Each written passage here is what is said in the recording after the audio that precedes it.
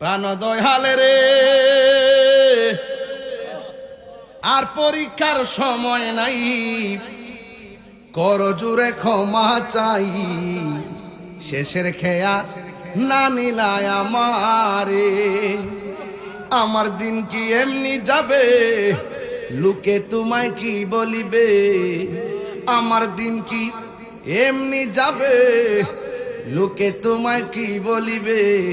এই দুঃখ রইল তাহিরির অন্তরে, প্রাণ দয়াল রে, সন্ধ্যা হইল ডাক দিলেন না মোরে। এটা সূর্য ডুবার সন্ধ্যা না রে আব্বা। আমরা জীবন আল্লাহ যা বাজেট করছে সব যাইতাছে গা। একদিন গেছে গা মানে হায়াত শেষ, আর আইতো না।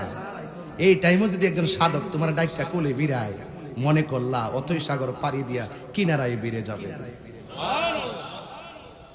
প্রাণ দয়াল রে,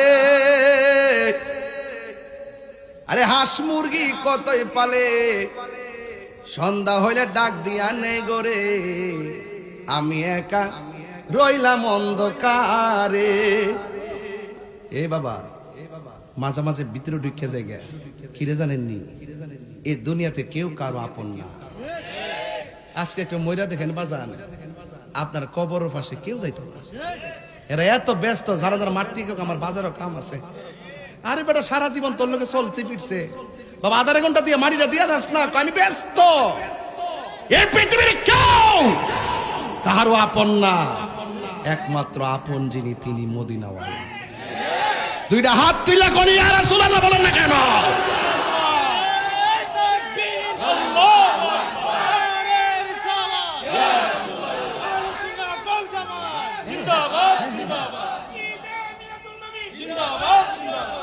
আল্লাহু আকবার গল, আর জোরে গান আল্লাহু আকবার। বাজান, গভীর মনোযোগ। ও পৃথিবীর মানুষ, কি বাসায় ওয়াজ করলে ওয়াজ বুঝবেন? আমার নবীর আম্মা মা আমেনা বলেন, আমি যখন পাখির ডানার স্পর্শ আমার গায়ের মধ্যে লাগাইলাম, ওয়াজ মনে রাখতিব। বলেন পাখির রংটা কি? এই পাখির গায়ের মধ্যে কি দুই ডানা না এক ডানা? মা আমেনা চয়েস করছে মধু না দুধ। এই ওয়াজটা শেষে বুঝায়া যাবো, তিনটা ঘাট নিয়ে আজকে আমি আলোচনা করব। মা আমেনা বলেন, বন্ধুরে আমার, ও আমার দড়ি চণ্ডীবের বাবারা।